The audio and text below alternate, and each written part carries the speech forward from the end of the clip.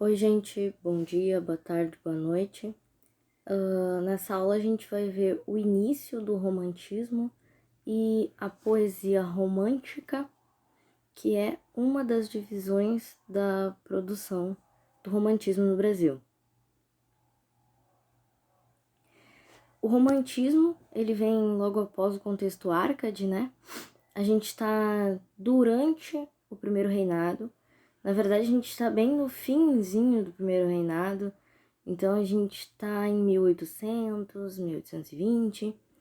Está acontecendo no sul a Guerra do Paraguai, a batalha entre Argentina, Uruguai e Brasil contra o Paraguai, né? Que entra muito em contexto as batalhas aqui no Rio Grande do Sul e no Mato Grosso.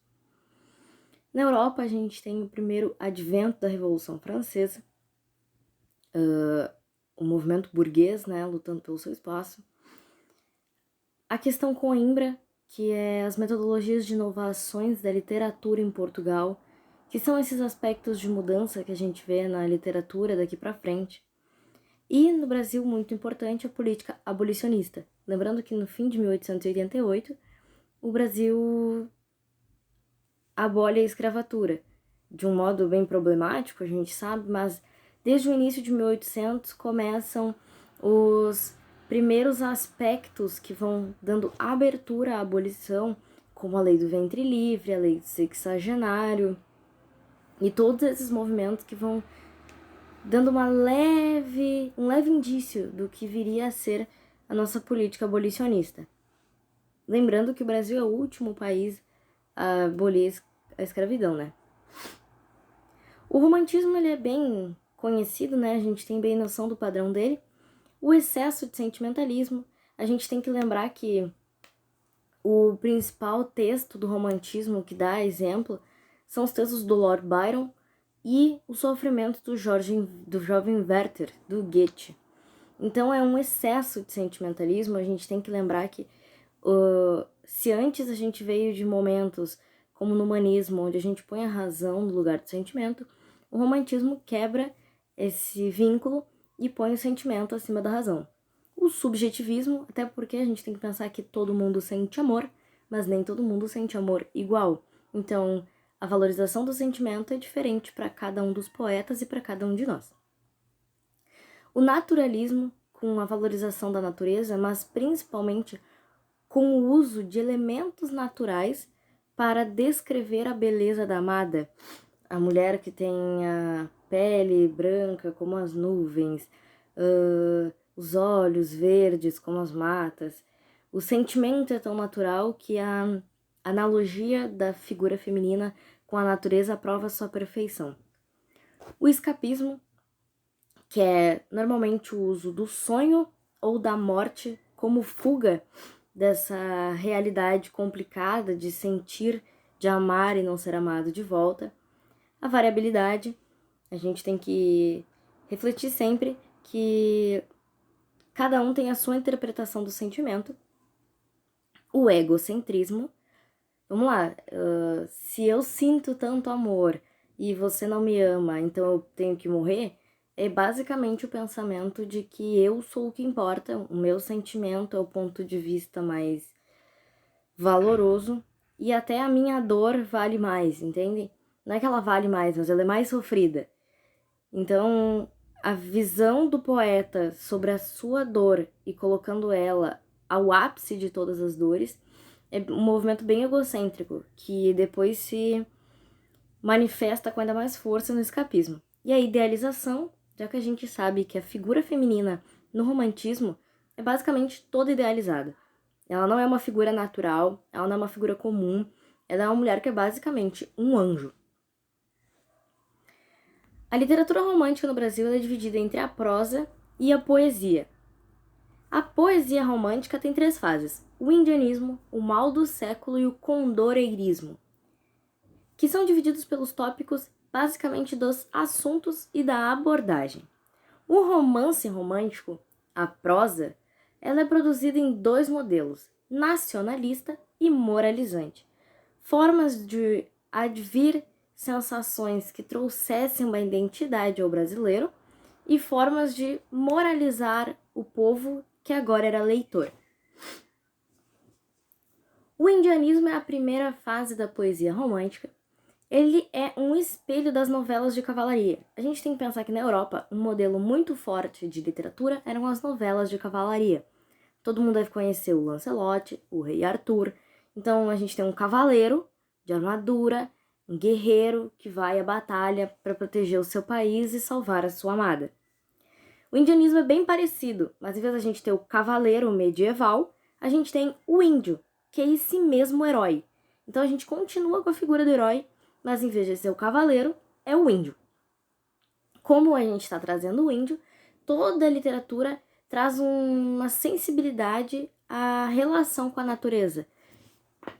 Não só pela vida que o índio tinha, mas também a gente tem que pensar que o indianismo é uma forma de manter esse aspecto de nacionalismo, do que acontece na literatura de prosa, que é de tentar trazer um sentido do que é ser brasileiro e do que é a brasilidade.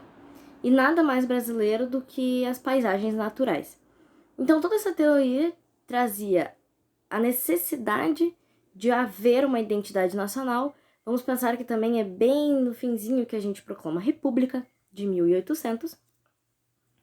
Então, vamos pensar que o Brasil está finalmente deixando de ser uma colônia e a gente precisa mostrar para o povo tão diverso que vive aqui, uma união entre índios, diversos povos africanos e europeus mais pobres que vieram para viver e tentar a vida na colônia.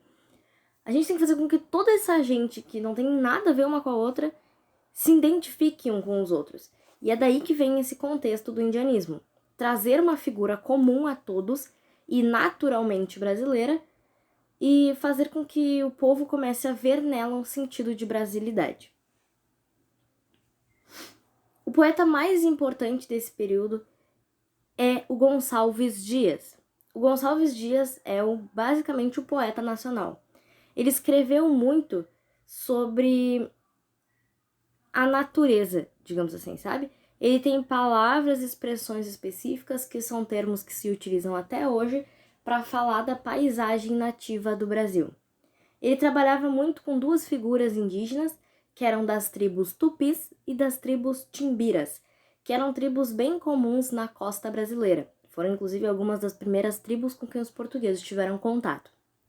Os textos dele foram inspiração para o hino nacional. É importante, o texto do Gonçalves Dias inspirou o hino, não o hino inspirou o Gonçalves Dias. Ele escreveu os dois textos provavelmente mais conhecidos do período. Todo mundo já leu a Canção do Exílio alguma vez na vida, nem que seja no colégio. E o Juca Pirama, que é a prova do índio quase medieval, que tem essa característica de luta, de batalha, de ser um guerreiro. Esse é um trecho da Canção do Exílio, todo mundo deve conhecer. Minha terra tem palmeiras, onde canta o sabiá, as aves que aqui gorjeiam não gorjeiam como lá. Nosso céu tem mais estrelas, nossas várzeas têm mais flores, nossos bosques têm mais vida, nossa vida mais amores. Em cismar, sozinho à noite, mais prazer eu encontro lá. Minha terra tem palmeiras, onde canta o sabiá. Minha terra tem primores, que tais não encontro cá. Em cismar sozinho à noite, mais prazer eu encontro lá. Minha terra tem palmeiras, onde canta o sabiá. Não permita a Deus que eu morra sem o que eu volte pra lá, sem que desfrute os primores que não encontro por cá, sem quinda viste as palmeiras onde canta o sabiá. É importante que o Gonçalves Dias não escreve isso no Brasil, tanto que o termo é exílio, basicamente, porque ele está em Portugal e sente falta das terras brasileiras. O trecho que vocês estão vendo ali grafado em azul, vocês devem ter visto a analogia com o hino nacional brasileiro. Nossos bosques têm mais vida, nossa vida em teu seio mais amores. Então, os textos do Gonçalves Dias são bem característicos por esse aspecto da natureza e da valorização do que é realmente brasileiro e de como as coisas que tem aqui são singulares. A gente vai agora para o texto do Juca Pirama. O Juca Pirama é uma lenda com um mito que se tornou literatura.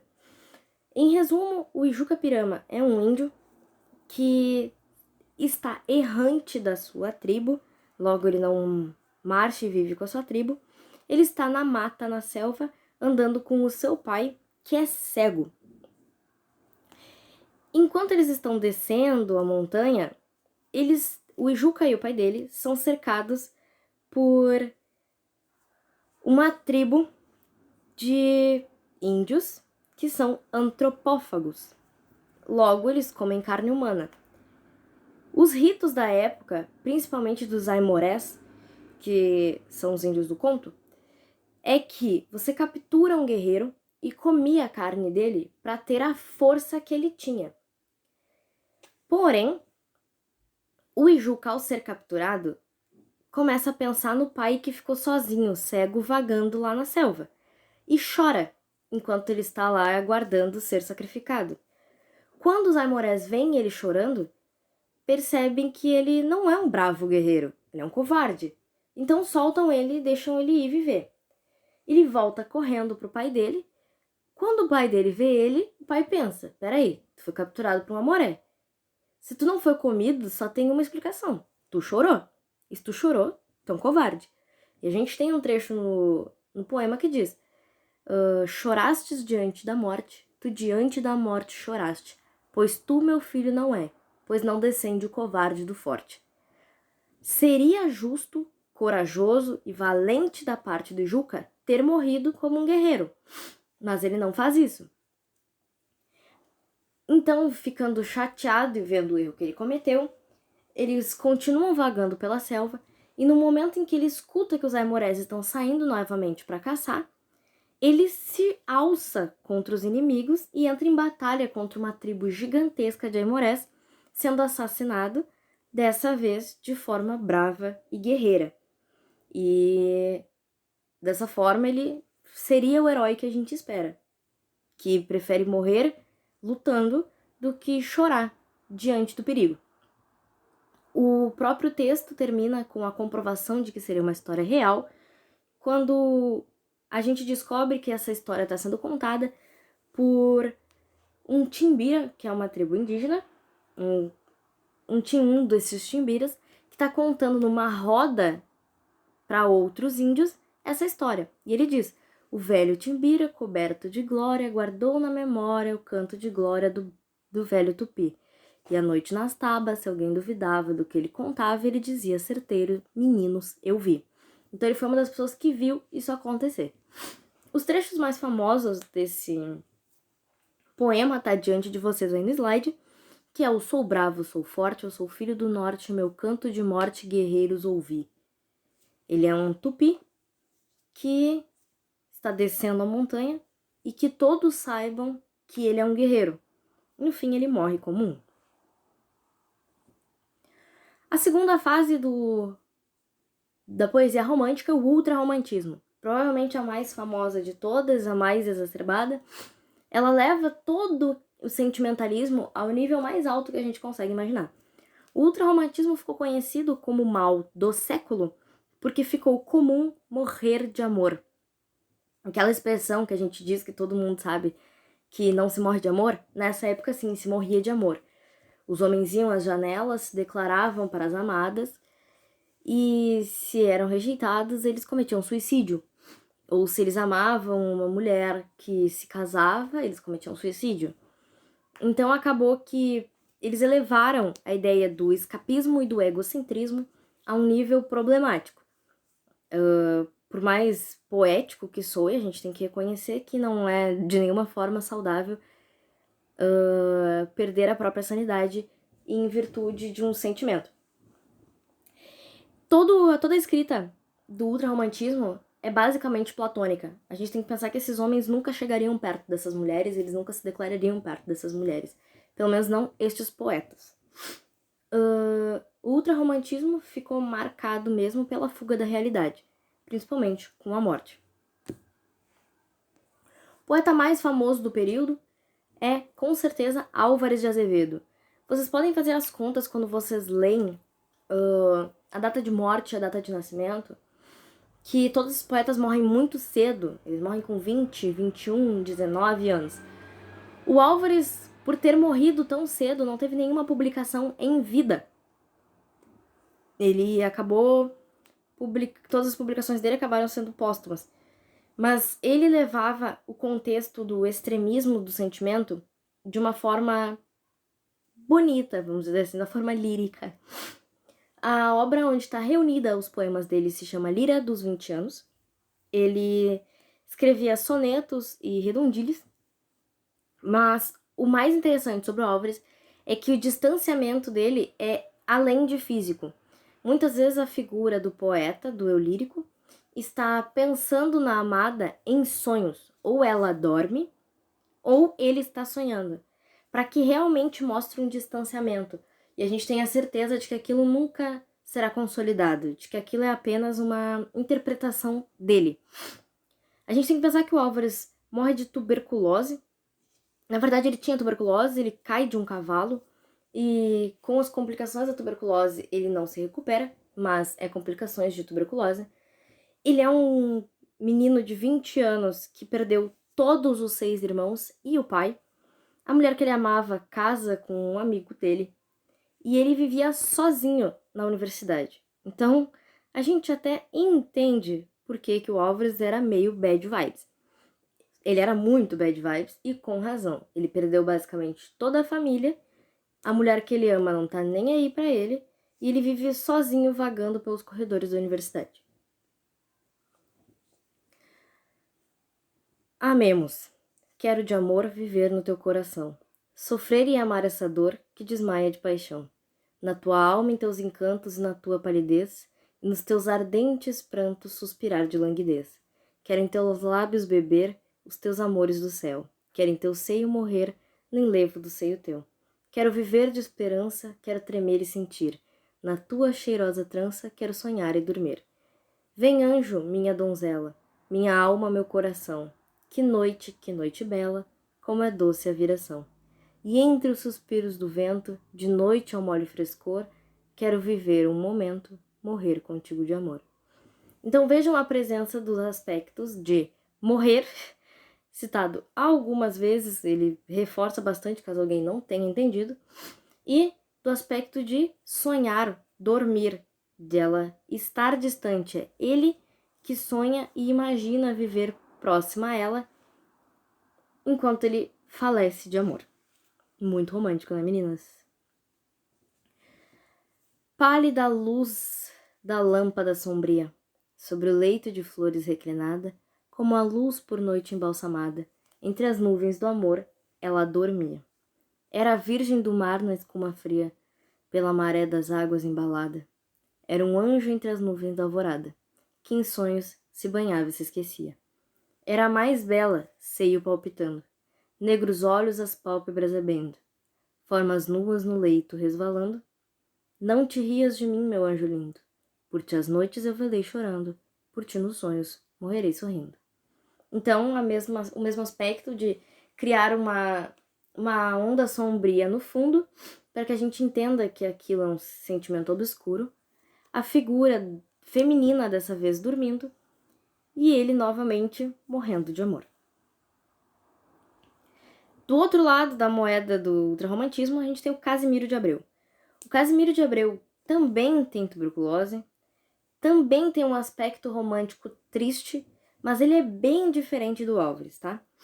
Ele não quer morrer, ele sabe que vai morrer, mas ele não quer. Ele trata da figura feminina de um jeito idealizado, mas ele vai um pouco mais além. Ele tem traços de uma sensualidade, de uma imagem mais figurativa. E ele tem muitos poemas de lembrança da infância. Aquele aspecto, né? Quando a gente tá morrendo, a gente vê a vida passar diante dos olhos. Então ele tem muitos aspectos reflexivos sobre a vida que passou. A obra dele também é póstuma, é apenas um livro chamado As Primaveras. O poema mais famoso dele, pelo menos, é Meus 8 Anos, que é um texto sobre a infância e a saudade da ingenuidade da criança. Ó, que saudades que tenho da aurora da minha vida, da minha infância querida, que os anos não trazem mais. Que amor, que sonhos, que flores, naquelas tardes fagueiras, à sombra das bananeiras, debaixo dos laranjais. Como são belos os dias de despontar da existência, Respira a alma inocência como perfume da flor. O mar é lago sereno, o céu um manto azulado, o mundo um sonho dourado, a vida um hino de amor.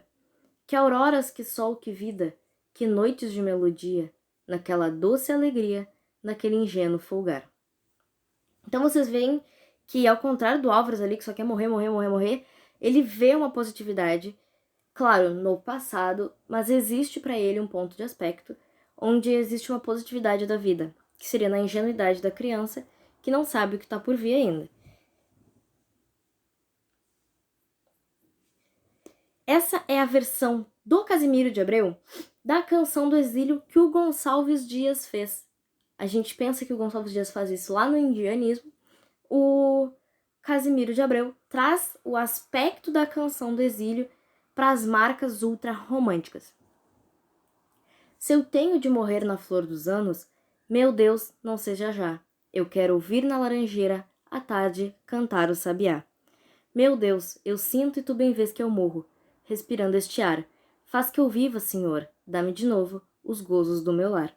O país estrangeiro, mais belezas do que a pátria não tem, e este mundo não vale um só dos beijos tão doces de uma mãe. Dá-me os sítios gentios onde eu brincava, lá na quadra infantil, do que eu vejo uma vez o céu da pátria, o céu do meu Brasil. Se eu tenho de morrer na flor dos anos, meu Deus, não seja já. Eu quero ouvir na laranjeira à tarde cantar o sabiá. Quero ver esse céu da minha terra, tão lindo e tão azul, e a nuvem cor-de-rosa que passava correndo lá do sul. Quero dormir à sombra dos coqueiros, a folhas por dorsel, e ver se apanha a borboleta branca que voa no vergel. Então vejam que ele já sabe que vai morrer. Ele tá vendo que ele está morrendo, mas ele não quer morrer agora. Ele morre também, se eu não me engano, com a mesma idade do Álvares, 20, 21 anos. Ele sabe, ele tá vendo que ele tá morrendo. Mas ele quer voltar a ver as terras do Brasil antes de morrer. Por último, a gente tem a poesia condoreirista. O condoreirismo tira toda essa veia de amor romântico e começa a escrever a respeito do fenômeno social que está acontecendo na época, que é a abolição da escravatura. Então, a poesia condoreirista é uma poesia social. Ela trata de denunciar e fazer críticas às coisas que aconteciam no governo do Dom Pedro I e como os aspectos com que o Brasil ia lidando com a escravatura e com a abolição eram problemáticos. Então existe um sentimentalismo superficial por base do eu lírico para poder valorizar o sentimentalismo daquele que sofre os problemas que estão sendo relatados. O condoreirismo leva esse nome por causa de uma ave chamada condor. Condor é uma ave bem comum dos Andes, que ela é famosa por ter voos muito altos e planos. Então é como se a poesia desse momento sai daquele ambiente fechado do sentimentalismo e passa a ter voos mais altos e pensar a respeito da sociedade. O poeta que marcou esse período e provavelmente marcou a poesia brasileira, é um dos maiores poetas da literatura brasileira, é Castro Alves. Ele ficou conhecido como poeta dos escravos pelo número de denúncias e de representação que ele fez da vida e do sofrimento dos escravos do Brasil. Ele escreveu também poemas líricos, tá? Ele não escreveu só esses poemas sociais. Inclusive, ele tem um livro chamado Espumas Flutuantes, que basicamente tem mais da metade dos poemas que são lírico-amorosos, mas a poesia dele que fez a diferença na história da literatura foi a poesia social. Ele escreve a obra Os Escravos, que não foi terminada, ela não tem todos os poemas que provavelmente deveria ter, ele morre antes, mas ela tem poemas importantíssimos como denúncia. A prova de que um homem aristocrata coloca para todo mundo ler as atrocidades que se fazia durante a escravidão no Brasil. Esse é um trecho de Navio Negreiro. Os poemas dele são gigantescos, tá, gente? Não são poemas mais curtos, como os poemas que a gente viu agora, que são pequenos sonetos, ou redondilhas maiores. Ele tem poemas bem grandes, bem longos, mas é importante analisar como ele vê a ideia do que acontece com os negros. Navio Negreiro é um poema sobre a travessia do sequestro dos negros na África até a venda no Brasil. Esse poema, quem tá vendo e narrando ele para nós é um condor. É um pássaro que tá vendo do céu o navio, se aproxima e vê os absurdos que acontecem dentro do navio. Era um sonho dantesco o tombadilho, que das luzernas avermelha o brilho, em sangue a se banhar, tinir de ferros a estalar do açoite, legião de homens negros como a noite, horrendos a dançar. Negras mulheres suspendendo as tetas, magras crianças cujas bocas pretas regam o sangue das mães. Outras moças, mas nuas e espantadas, no turbilhão de espectros arrastadas, em ânsia e mágoas vãs. E ri-se a orquestra irônica, estridente, e da ronda fantástica serpente faz doudas espirais. Se o velho arqueja-se no chão resvala, ouvem-se gritos, o chicote estala, e voam mais e mais, presa nos elos de uma só cadeia. A multidão famita cambaleia, e chora e dança ali. Um de raiva delira, outro enlouquece, outro que martírios embrutece, cantando geme e ri. No entanto, o capitão manda a manobra, e após fitando o céu que se desdobra, tão puro sobre o mar, diz do fumo entre os densos nevoeiros, vibrai e rige o chicote, marinheiros, fazei-os mais dançar. E ri-se a orquestra irônica e estridente, e da ronda fantástica a serpente faz doudas espirais. Qual um sonho dantesco, as sombras voam, gritos, ais, maldições, preces ressoam, e ri-se o Satanás. Então é uma descrição de um momento onde o capitão do navio pede que os marinheiros espanquem os escravos para que eles dancem enquanto eles se divertem. Esse é só um pedaço do poema. Quem puder ler, leia. Ele é domínio público, mas ele é um poema incrível sobre o retrato do que realmente acontecia na época. Inclusive, muitos dos poemas do Castro Alves são usados como relato histórico. Esse é o trecho de outro poema dele importante, mas eu acho que para vocês esse poema é importante para pensar algo sobre a realidade hoje também.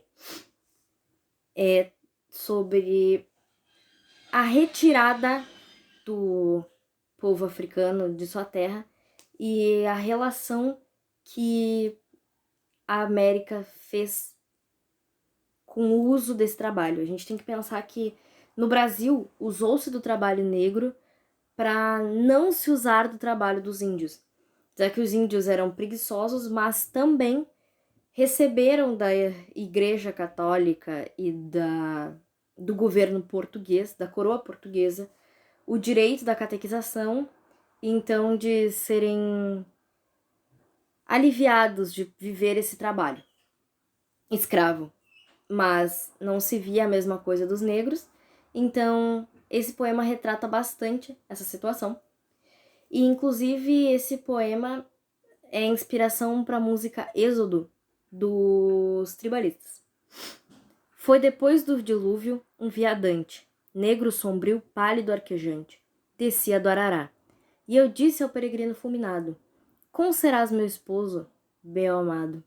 Serei tu Eloá. Desde que este dia o vento da desgraça por meus cabelos ululando passa, o anatema cruel.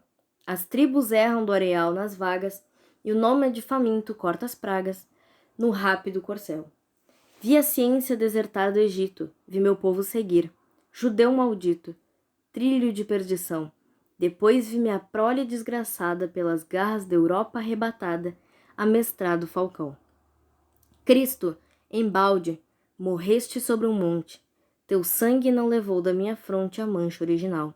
Ainda hoje são por fada diversa, meus filhos, a limária do universo, eu pasto universal. Hoje em meu sangue a América se nutre, com dor que transformara assim abutre, ave da escravidão. Ela juntou-se às mais, irmã traidora, qual de José os vis irmãos, outrora, venderam seu irmão. Basta, Senhor. Dê teu potente braço. Role através dos astros e do espaço. Perdão para crimes meus. Há 2000 anos eu soluço um grito. Escuto o brado meu lá no infinito. Meu Deus, Senhor, meu Deus. Quem está narrando esse poema é a figura de um negro que estaria bradando ao Senhor a pergunta de... No início desse texto ele começa com: onde estás, meu Senhor? Onde estás? Que é basicamente o negro perguntando por que Deus interviu na escravidão do Egito, salvou os judeus da trilha da perdição, e agora que os negros clamam o pedido de ajuda, ele não ajuda. Por que eles têm que pagar com o sangue, eu não posso dizer a evolução, mas... Por que o povo negro, o sangue do povo negro seria o desenvolvimento das Américas e da Europa, se o sangue dos judeus não podia ter sido o desenvolvimento do Egito? Por que Deus não escuta o grito destes negros que clamam por ajuda? A poesia condoreirista acaba tendo esse aspecto de refletir sobre como é injusta essa situação, e então vocês podem perceber que ele coloca ali: o condor se transformou num abutre. O condor, que deveria ser a ave que vê mais alto, que entende, que agora tem uma nova visão, se transformou num abutre que fica comendo a carne dos negros que apodrecem nas terras do Brasil, vítimas da escravidão. Aqui tem um pequeno resumo para vocês.